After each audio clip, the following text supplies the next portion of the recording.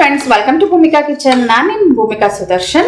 ಇವತ್ತು ನಮ್ಮ ಮನೆಯಲ್ಲಿ ಮಾಡೋ ಅಂತ ಅವರೆಕಾಳಿನ ಬಿಸಿ ಸಪ್ಪೆಸ್ರು ಮಾಡೋದು ಹೇಗೆ ಅಂತ ತೋರಿಸ್ತಾ ಇದ್ದೀನಿ. ನೀವು ಇದನ್ನ ಏನಂತ ಹೇಳ್ತೀರಾ ಅಂತ ನನಗೆ ಕಮೆಂಟ್ ಬಾಕ್ಸಲ್ಲಿ ತಿಳಿಸಿ. ಈ ಅವರೆಕಾಳು ಸಾರು ಮಾಡೋದಂತೂ ತುಂಬಾ ಈಸಿ, ಆದರೆ ಅಷ್ಟೇ ರುಚಿಯಾಗಿರುತ್ತೆ. ಮುದ್ದೆ ಜೊತೆಗಂತೂ ಒಳ್ಳೆ ಕಾಂಬಿನೇಷನ್ ಅಂತಾನೆ ಹೇಳ್ಬೋದು. ಬನ್ನಿ ಇದನ್ನು ಮಾಡೋದು ಹೇಗೆ ಅಂತ ತೋರಿಸ್ತೀನಿ. ಸ್ಟವ್ ಆನ್ ಮಾಡಿಕೊಂಡು ಕುಕ್ಕರ್ ಒಳಗಡೆ 2 ಕಪ್ ನೀರು ಹಾಕೊಂಡಿದ್ದೀನಿ. 1.5 ಕಪ್ಪಷ್ಟು ಅವರೆಕಾಳನ್ನ ಹಾಕೊಳ್ತಾ ಇದ್ದೀನಿ. ಆದಷ್ಟು ಎಳೆ ಅವರೆಕಾಳನ್ನ ಹಾಕೊಳ್ಳಿ ಈ ಸಾರಿಗೆ, ಆವಾಗಲೇ ತುಂಬ ರುಚಿ ಬರುತ್ತೆ. ರುಚಿಗೆ ತಕ್ಕಷ್ಟು ಉಪ್ಪು, ಕಾಳು ಬೇಯೋದಕ್ಕೆ ಎಷ್ಟು ಬೇಕೋ ಅಷ್ಟು ಮಾತ್ರ ಹಾಕೊಳ್ಳಿ, ತುಂಬ ಜಾಸ್ತಿ ಹಾಕಕ್ಕೆ ಹೋಗ್ಬೇಡಿ. ಎಲ್ಲ ಒಂದ್ಸಲ ಚೆನ್ನಾಗಿ ಮಿಕ್ಸ್ ಮಾಡಿಕೊಂಡು ಲಿಡ್ ಕ್ಲೋಸ್ ಮಾಡಿಕೊಂಡು ಒಂದು 3 ರಿಂದ 4 ವಿಷಲ್ ಕೂಗಿಸ್ಕೊಳ್ತೀನಿ. ಪ್ರೆಷರ್ ಬಿಟ್ಟಿದೆ.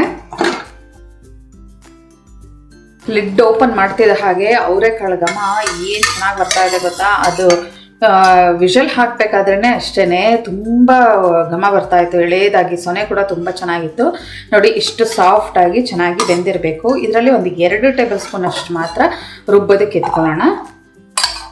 ರುಬ್ಬೋದಕ್ಕೆ ಅರ್ಧ ಕಪ್ಪು ಹಸಿ ತೆಂಗಿನ ತುರಿ ಉಪಯೋಗಿಸ್ತಿದ್ದೀನಿ. ತೆಂಗಿನ ತುರಿ ಒಂದು ಸ್ವಲ್ಪ ಮುಂದಾಗಿರಬೇಕು ಈ ಸಾಂಬಾರಿಗೆ.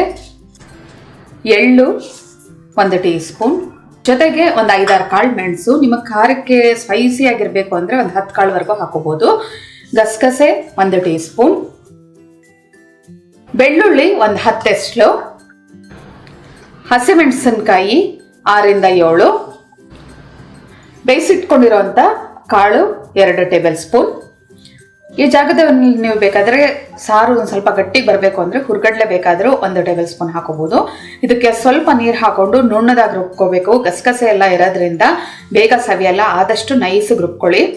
1/4 ಲೋಟಕ್ಕೂ ಕಮ್ಮಿ ನೀರು ಹಾಕೊಂಡು ನುಣ್ಣದಾಗಿ ರುಬ್ಕೊಂಡಿದ್ದೀನಿ. ಇವಾಗ 1 ಹಿಡಿಯಷ್ಟು ಕೊತ್ತಂಬರಿ ಸೊಪ್ಪು ಹಾಕ್ಕೊಂಡು ಇವಾಗ ಪುನಃ ಇನ್ನೊಂದು ಸ್ವಲ್ಪ ನೀರು ಹಾಕ್ಕೊಂಡು ಜಸ್ಟ್ ಬ್ಲೆಂಡ್ ಮಾಡ್ಕೊಳ್ಳೋಣ ಒಂದು 2-3 ಸಲ. ಇನ್ನೊಂದು 1/4 ಕಪ್ಪಷ್ಟು ನೀರು ಹಾಕ್ಕೊಂಡು ರುಬ್ಕೊಂಡಿದ್ದೀನಿ, ಜಸ್ಟ್ ಬ್ಲೆಂಡ್ ಮಾಡ್ಕೊಂಡಿದ್ದೀನಿ ಇದನ್ನು. ಇವಾಗ ಈ ರುಬ್ಬಿರೋದನ್ನ ಕಾಳು ಒಳಗಡೆ ಹಾಕಿ ಬೇಯಿಸ್ಕೊಳ್ಳೋಣ. ಸ್ಟವ್ ಆನ್ ಮಾಡಿಕೊಂಡು ಈ ರುಬ್ಬಿರೋ ಅಂಥ ಮಿಶ್ರಣನ ಈ ಬೇಯಿಸಿರೋ ಅಂಥ ಕಾಳು ನೀರಿಗೆ ಹಾಕೊಳ್ತಿದ್ದೀನಿ. ಇದಕ್ಕೆ ಇನ್ನೊಂದು ಸ್ವಲ್ಪ ನೀರು ಹಾಕೊಳ್ತೀನಿ.